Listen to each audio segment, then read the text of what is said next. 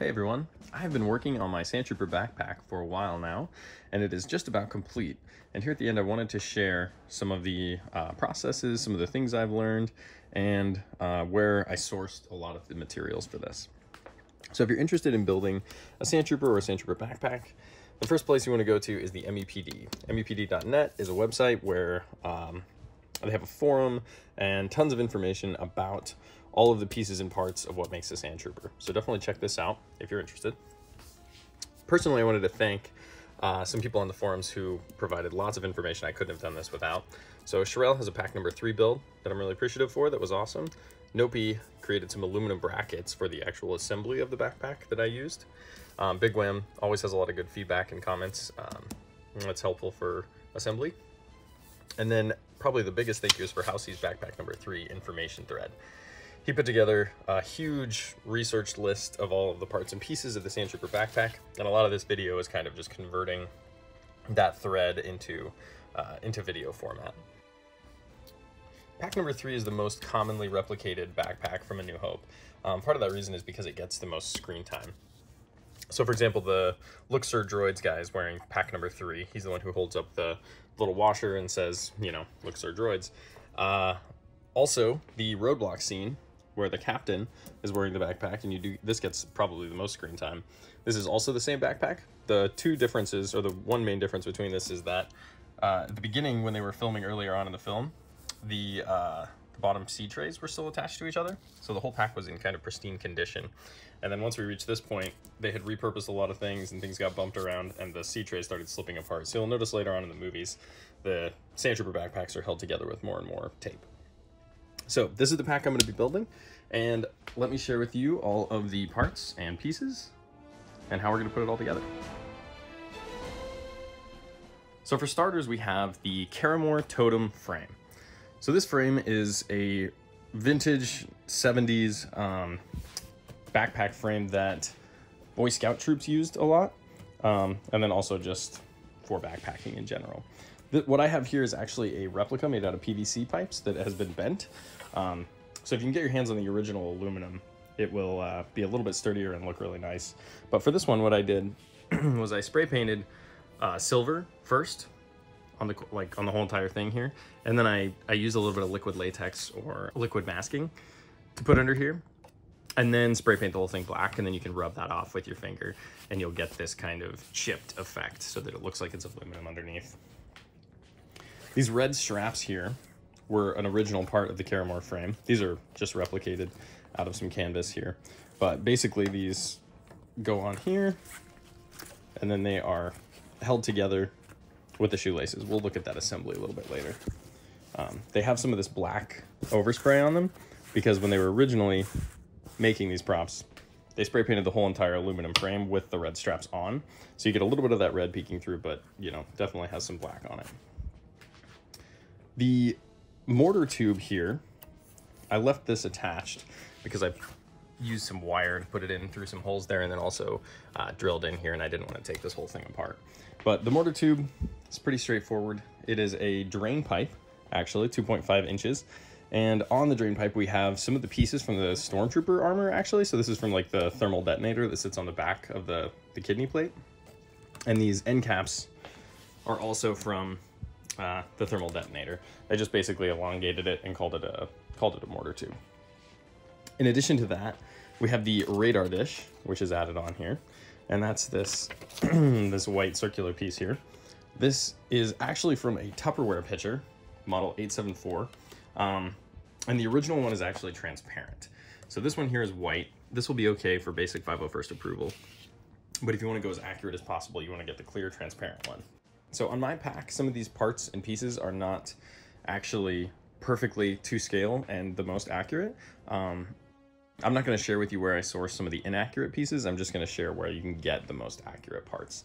So I brought mine as close to accurate as I could with what I had, but I'm just going to share with you where to get the right pieces.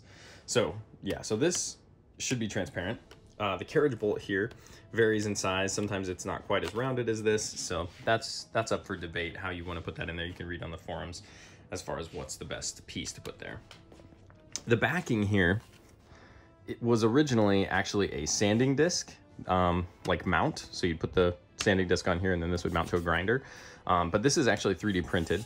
And a few of these pieces that I have on my pack were 3D printed, and pretty much all of them came from Monster, who has a lot of his 3D files up on Thingiverse.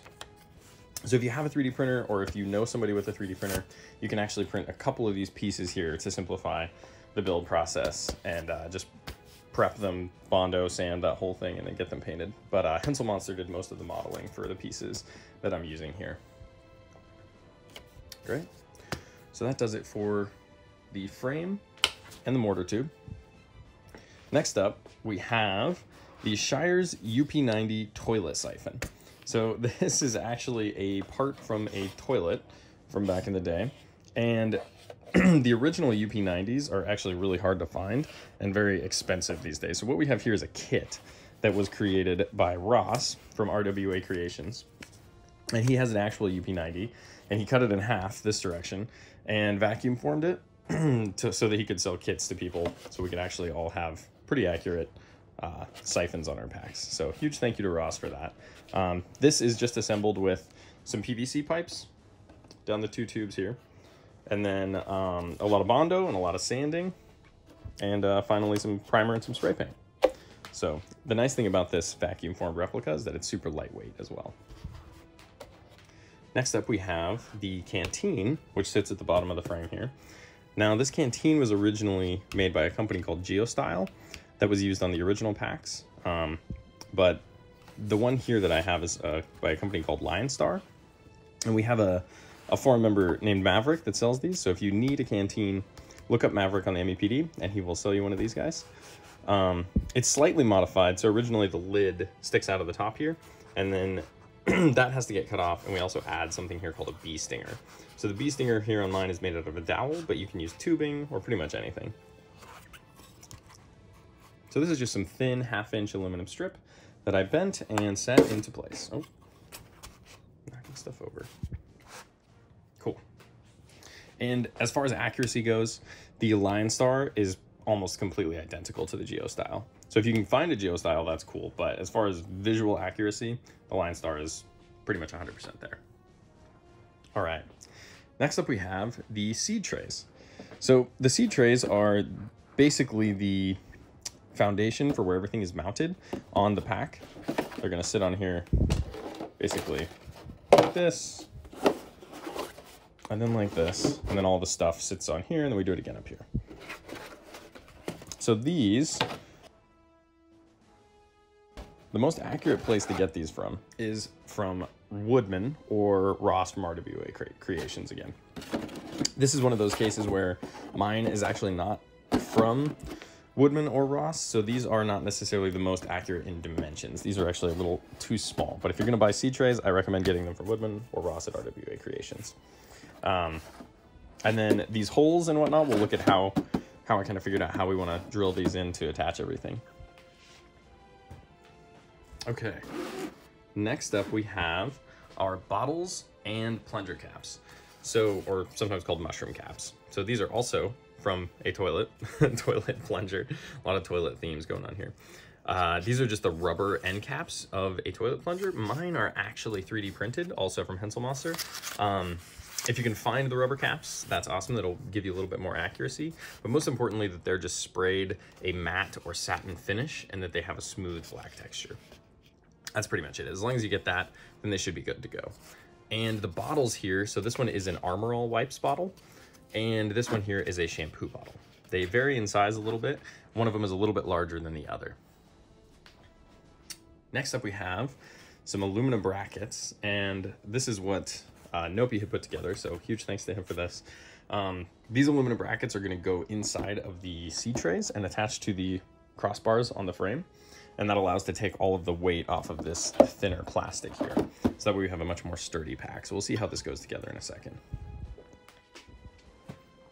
Okie doke, now we got the exhaust. So the exhaust is, this one is completely 3D printed. Also thank you to Monster.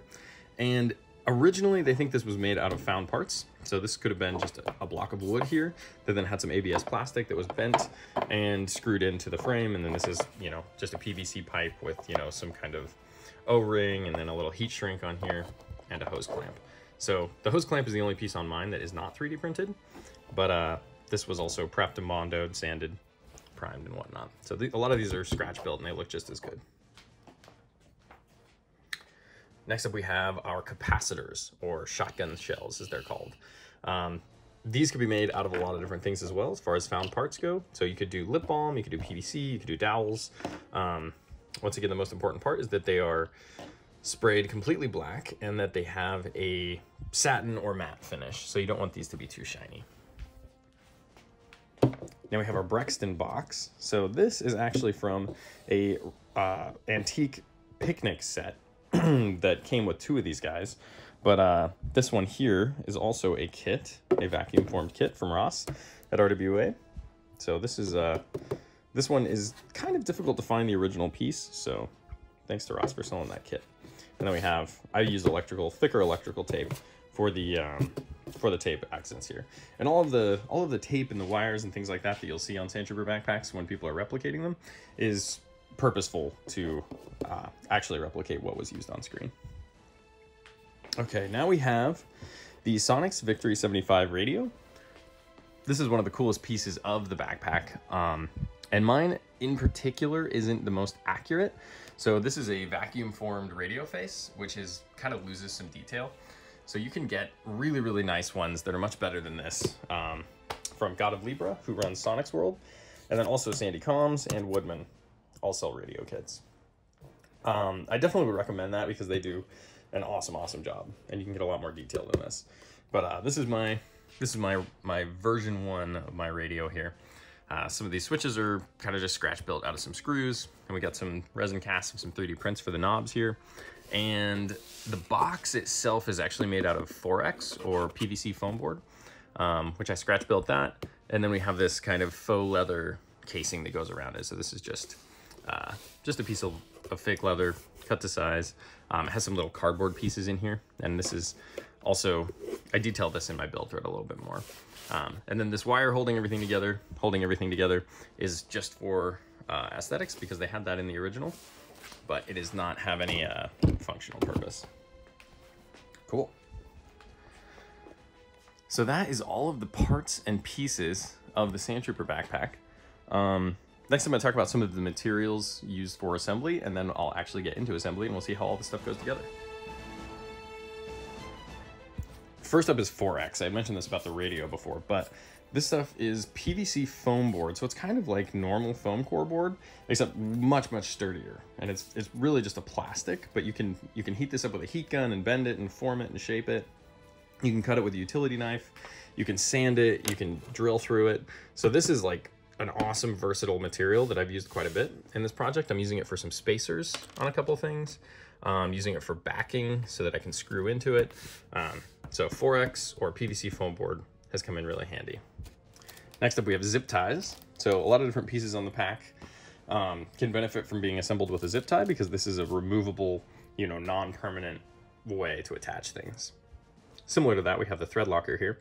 So when you're screwing things together, bolting things together, I recommend using a thread locker so that way vibrations and rattling aren't gonna loosen up any of those screws. And the thread locker blue is nice because this will allow you to remove it. They sell a red one that's permanent, but in case you ever want to upgrade your pack pieces, I recommend doing the blue one. So that way you can take things apart and fix things, reassemble, whatever you need. Kind of along with that, we have these here. These are threaded inserts. I actually just learned about these when I was working on this project. These are really cool. So basically what you do, is you take these, you drill a hole that fits that right diameter there, and then you screw this thing in with a flathead screwdriver. And then once that's been inserted, you can actually take a bolt of the right size and then screw it into the inside of that threaded insert. So I have a few threaded inserts added in here that can then be screwed into, which is really nice. So this is something that I used quite a bit in this build and allows me to attach things seamlessly and non-permanently. Cool, threaded inserts, we got our screws. Most of the screws and bolts I'm using here are M4 size. You can use bigger ones, smaller ones. Obviously the carriage bolt on the mortar tube is gonna be quite a bit bigger, but this is primarily what I'm using here. Next up, we have some of the finishing materials here. So we have a matte finish.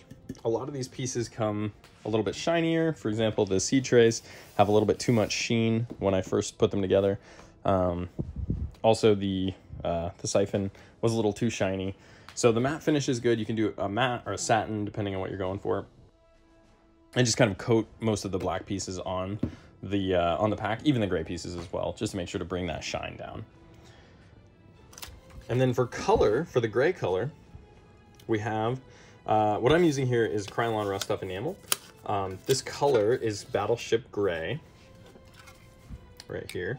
So I'm using Battleship Gray. It's kind of a grayish blue in the films, and you'll see some contention as to what was specifically used, because depending on whether or not you're watching the Blu-ray or the original or the Laserdisc or the remastered version, the different colors of the pack parts look different.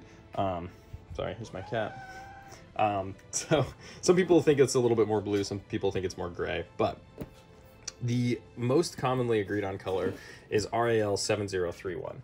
So this is kind of I think this is a UK standard for colors, and if you go to a paint shop, you can have them mix up this specific color for you for an airbrush, or potentially get a custom can of spray paint. Otherwise, there's Battleship Gray, which is what I have here, or Rust-Oleum Slate Blue has also been used on packs that have been approved on the forums. And then Bondo. So the Bondo all-purpose putty and the Bondo glazing and spot putty are super, super useful, especially if you're working with any 3D printed parts. So if you're working with a kit or 3D printed parts, these are going to come in really handy for assembling and final finishing. So for example, these mushroom caps here were originally 3D printed, and you can see, if you look really closely here, hold on, you can see some of these print lines in the very top. If I'd done a better job, you wouldn't be able to see any print lines. But these are printed in PLA, and it's just a lot of sanding and then a lot of prepping. And most of that prep work is coming from the all-purpose putty and the glazing and spot putty. The glazing and spot putty is more for really, really small scratches or 3D print lines if they're really fine. And then the all-purpose is for filling bigger cracks. So this guy was mostly done with glazing and spot putty. And like I said, it's just, you know, you cover the whole thing in it, sand the whole thing down, do it all over again. The siphon, I used a lot more of this all-purpose putty because there was quite a big seam here down the center, and I had to fill this with something that would actually fill more of a gap. And the all-purpose putty was good for that. One thing that I learned is definitely don't try to fill any gaps that need to be sanded with a glue or with a hot glue, because it won't sand, it just gets gummy. So that's a lesson I learned. Also, the green scrubby is really helpful. This is basically just like a fine sandpaper that you can use. This can help bring sheen down. This can also help prep things for paint so that the paint adheres a little bit better, which is definitely a great tool, as well as tons of sandpaper. This isn't an exhaustive list of all the tools you're gonna need. These are just some of the special ones that I found really, really handy. Okay, next up we have Zap-A-Gap. Zap-A-Gap is a medium CA glue, which is a cryoanilate, just a super glue. This stuff is really nice because it's kind of thick and goopy. So this is a good super glue that will, even if things aren't perfectly pressed together, it will still give good adhesion. Hot glue, super handy for specific use cases. JB Weld plastic bonder, this is really nice. This is also sandable if you're permanently bonding two plastic pieces. And then the most valuable glue in the entirety of backpack building and armor building is E6000. This stuff dries flexible, super, super strong, and is technically removable, even though it's not going to fall apart if you're adhering things correctly. Cool. So that is the materials, the most important pieces that I used for my pack. And now we'll actually get into how the whole thing is assembled.